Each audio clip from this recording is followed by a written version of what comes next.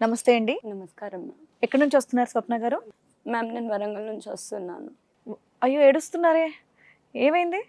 Ma'am నేను చిన్నగా ఉన్న, నేను 7-8 ఇయర్స్ ఉన్నప్పుడు డాడీ వాళ్ళ అప్పుల పాలయ్యారని చెప్పి వరంగల్ వదిలేసి హైదరాబాద్కి బతుకు దేరుకోరు వచ్చేసారు. నన్ను అక్కడనే వదిలేసి వచ్చారు విలేజ్లోనే, చిన్న 7 ఇయర్స్ ఉన్నప్పుడే. అంటే ఎక్కడ, ఎవరి దగ్గర వదిలేశారు? నాయనమ్మ దగ్గర వదిలేసి నానమ్మ దగ్గర వచ్చారు. వదిలేశారు. ఒక 2-3 ఇయర్స్ డాడీ మమ్మీ వాళ్ళు ఇక్కడనే ఉన్నారు. ఉన్న తర్వాత 2009లో నన్ను తీసుకొచ్చారు మా అమ్మ వాళ్ళ దగ్గరికి. తీసుకొచ్చి ఇక్కడనే గట్కేసరి అన్నోజీ కూడా విలేజ్లో శ్రీ విద్యా విహార్ స్కూల్ అని ఉంది మ్యామ్. దాంట్లో జాయిన్ చేశారు. ఎడ్యుకేషన్ కంటిన్యూ అవుతుంది.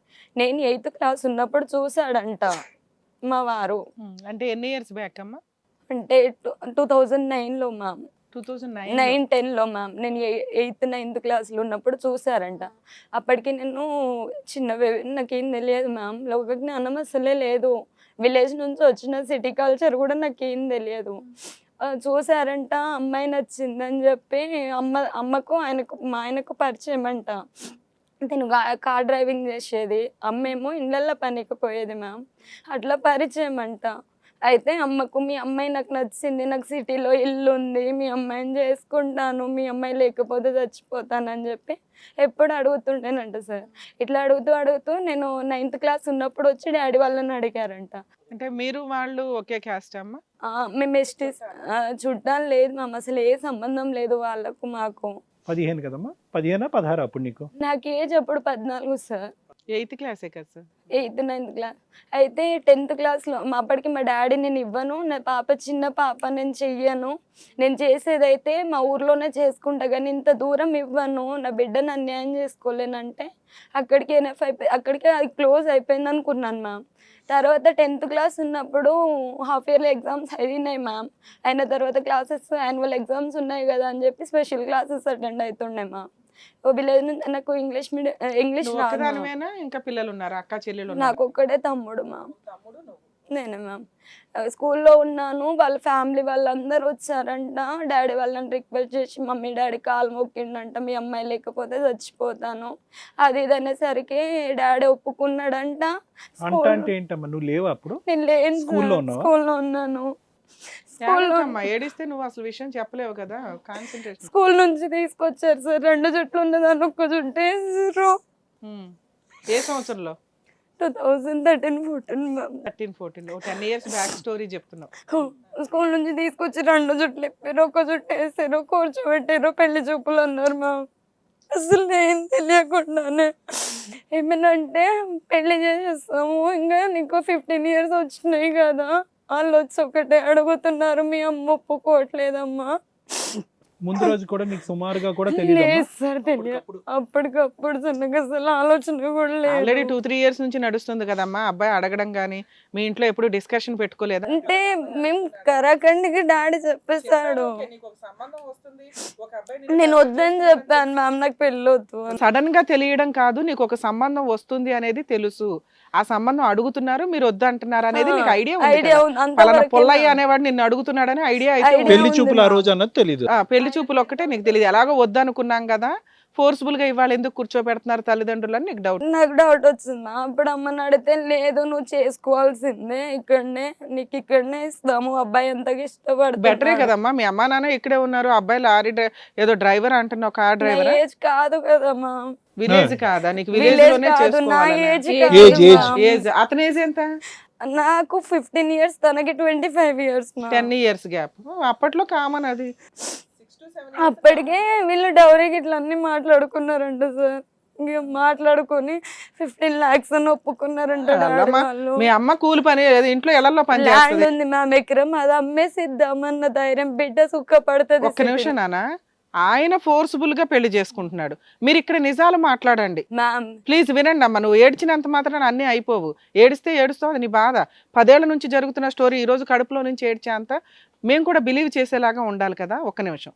2, ఆ అబ్బాయి 2 సంవత్సరాలు నీ వెనక్కి తిరిగి 15 లక్షల కట్నానికి చేసుకోవాల్సిన అవసరం ఏముంది మ్యామ్? అంటే మీరే కూలి పనికి ఇక్కడికి వచ్చారు, విలేజ్ నుంచి, అక్కడ అప్పులు పాలైపోయి ఉన్న ఆస్తి అమ్మేసి నీకు ఇవ్వాల్సిన అవసరం ఏముంది? అంటే మమ్మీ ఆలోచన ఏంటంటే మ్యామ్, సిటీలు ఇస్తే నా బిడ్డ కష్టపడడానికి పోదు, వాళ్ళ వదిన వాళ్ళందరూ కరెక్టే. అప్పుడు ఫ్రీగానే చేసుకుంటాడు కదా. కదా నాన్న, అంతవరకు అర్థమైంది. మేడం అడిగేది ఏంటంటే 2 సంవత్సరాల పాటు వెంటబడిన తర్వాత 15 లక్షలు అడగటం ఏంటి? ఆ రెండు మ్యాచ్ అవ్వట్లే కదా.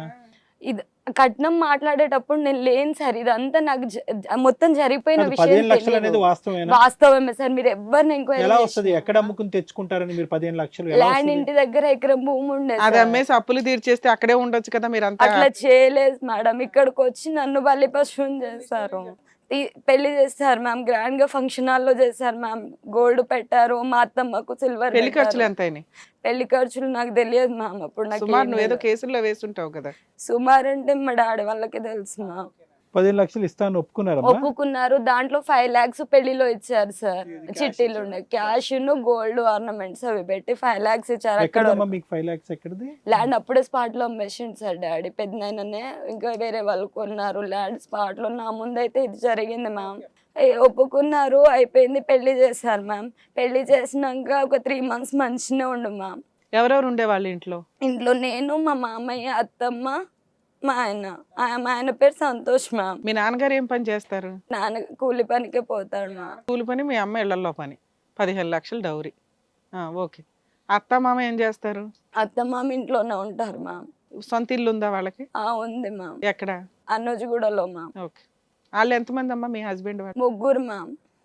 ఈయనెన్నో ఆయన? 3 ఆయన మ్యామ్. ఈయన 3 ఆయన, నీకంటే 10 ఏళ్ళు పెద్ద. ఓకే.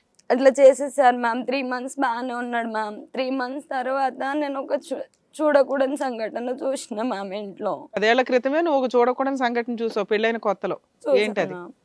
14 మనకి అప్పుడు 14 15 ఏం చూసావు? మా ఆయన వాళ్ళ వదినతో మాట్లాడుతుండగా వేరే విధంగా ఉండగా చూస్తాను సార్. మాట్లాడుతుండగానే వేరే విధంగా ఉంటారు? వేరే విధంగా రెండో వదినతో మా. వేరే విధంగా అంటే ఇంకా చెప్పగలవమ్మా ఏంటది? రూమ్ లో. వాళ్ళు ఎక్కడ ఉంటారమ్మా? ఇంటి పక్కనే మ్యామ్. వాళ్ళ ఇంటి పక్కన ఉంటారు. ఎవరి రూమ్ లో? వాళ్ళ రూమ్ లోకి వెళ్ళి చూసావా? ఈయన మధ్యాహ్నం టైంలో లంచ్కి వచ్చేది మ్యామ్. అయితే నేను ఆ రోజు పడుకున్నాను. వచ్చి డైరెక్ట్ మా బావ ఇంటికాడ ఉండడు. 1 week వెళ్ళడమే. అన్న వాళ్ళ ఇంట్లోకి వెళ్ళాడు, వెళ్ళిపోయాడు. డోర్ పెట్టుకున్నారు మ్యామ్. ఎవరు లేరు, ఇద్దరే ఉన్నారు. డోర్ పెట్టుకున్నారు. ఎంతసేపటి కొట్టినా తీయట్లేదు.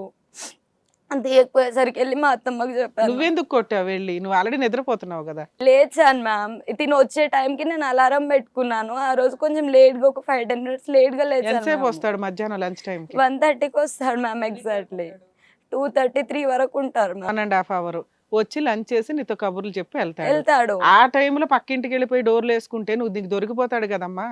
అంటే మ్యామ్ ఆయన ముందే రావచ్చు మ్యామ్, నాకు తెలియదు. నేను పడుకున్నాను ఆ టైంకి. వాళ్ళ ఇంటికి వెళ్ళి కొట్టాలని నువ్వు ఎందుకు అనుకున్నావు అమ్మా? ఈయన బండి బయట ఉంది కారు సార్. ఉంది, మనిషి లేడు. చెప్పులేమో ఇంటి ముందు ఉన్నాయి, మా బావ వాళ్ళ ఇంటి ముందు ఉన్నాయి. నీకు ఎలా కనిపించిందమ్మా సంఘటన? కిటికీలో చూసావా? సార్ క్లియర్ గా కనిపిస్తాయి సార్ లోపల ఏం అంటే జరుగుతుంది. ఫిజికల్ గా దగ్గరగా ఉన్నారు? అలా జరిగింది. నువ్వు ఒక్కదానివే ఉన్నావు ఇంట్లో? మీ మా అత్తమ్మ ఉంది. పిలుచుకెళ్ళావా? పిలుచుకెళ్ళాను. మా అత్తమ్మని చూపించాను. చూపిస్తే అందరు కలిసి కొట్టారు మా. ఎవరిని? నన్ను. చూపించినందుకు కొట్టారా? అంటే నువ్వెందుకు చూసి ఎందుకు అల్లరి చేస్తానో, ఇప్పుడు బయట ఎందుకు పెడతానో విషయాలన్నీ అని. చెప్పమ్మా. సరే అమ్మా, తర్వాత ఏమైందమ్మా?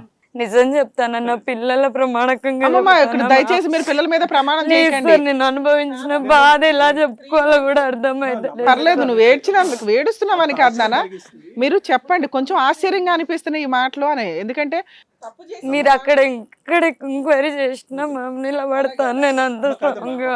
స్వప్న, మీరు నమ్మట్లేదు అని అనట్లేదమ్మా, అంటే షాక్ అయ్యేలాగా ఉన్నాయి ఈ పిల్లని కొట్టడం ఏంటి అని. నువ్వు చూసినటువంటి సంఘటన, చూసిన దాన్ని నిన్ను కొట్టడం ఏంటి? వాళ్ళకు రిలేషన్ ముందు నుంచే ఉందంట సార్. ముందు నుంచే ఉంది. మాకు బ్యాక్గ్రౌండ్ సపోర్ట్ లేదు. అడిగే వాళ్ళు ఎవరు లేరని చెప్పి నిన్ను కొడితే నువ్వు ఇంటికి వెళ్ళిపోయావా? లేదు మ్యామ్, మా అమ్మ వాళ్ళని పిలిపించాను. వాళ్ళ రిలేటివ్స్ ని పిలిపించాను. ఇట్లా చేస్తాను అంటే అందరు వచ్చి కుల పంచాయతీ పెట్టిరు మ్యామ్. కుల పంచాయతీ పెట్టిర్రు. అయ్యింది, అయిపోయింది. పెళ్ళైన 3 నెలలకే? 3-4 నెలలకు సార్. అప్పుడే సూసైడ్ చేసుకున్నాను. కొట్టగానే మందు తాగేస్తాను. హాస్పిటల్ తీసుకెళ్లారు. ఇంటికి తీసుకొచ్చారు. ఇంటికి తీసుకొచ్చి కుల పంచాయతీ పెట్టారు మ్యామ్. కుల పంచాయతీ పెడితేనేమో అయ్యింది అయిపోయిందమ్మా, నీకు పెళ్ళి అయింది, నీ తండ్రి కూలో నాలో చేసి గిడ నీకు ఇంత గ్రాండ్ గా పెళ్లి చేసుకోవడం పరువు తీసుకోవడమే, నీకు ఒక్కసారి క్షమించి నువ్వు కాపురం చేయొచ్చు కదా అన్నారు మేడం. దానికి అంగీకరించిన. మరి మీ ఆయన వాళ్ళ అన్నయ్య ఏం చేస్తున్నాడు? లేడు మ్యామ్, ఆయన వెళ్ళిపోయిన వ్యక్తి వారం వరకు రాలు, తెలిసి వచ్చి కొట్టిండు మ్యామ్, ఇద్దరిని బాగా వాళ్ళిద్దరిని కొట్టిండు. కొట్టాడు మీ ఇద్దరిని ఆయన్ని అలా మీ ఆయనకి ఎక్కడ పశ్చాత్తాపం పొందాడమ్మా? సారీ అని లేదు చెప్పాడా? తప్పు ఒప్పుకున్నాడా? పోనీ తప్పు ఒప్పుకున్నాడు సార్, కుల పెద్దల్లో తప్పు ఒప్పుకున్నాడు. సారీ చెప్పాడా? తర్వాత ఇంటికి వెళ్ళిపోయాను కదా సార్, అప్పుడు ఏంది నువ్వు ఇట్లా చేయడం ఏంది, నేను మందున్న పానం పోయి ఉంటే ఏం చేసేటోడివి, ఏంది నేను ఉన్నదాన్ని ఒక్కదాన్నే. కదమ్మా, కుల పెద్దల ముందు ఒప్పుకుని అపాలజీస్ చెప్పి సారీ చెప్పి ఇంక ముందు నుంచి ఇలాంటి చేయను అన్నాడు సార్. అన్నాడా? అన్నాడు సార్. రిటర్న్ గా ఏమైనా రాసి ఇచ్చాడా పెద్ద మనిషి? అప్పుడు రాలే మ్యామ్, తర్వాత రాసిచ్చాడు మ్యామ్. సరే ఇంటికి వచ్చిన తర్వాత ఇంటికి వచ్చాడు సార్.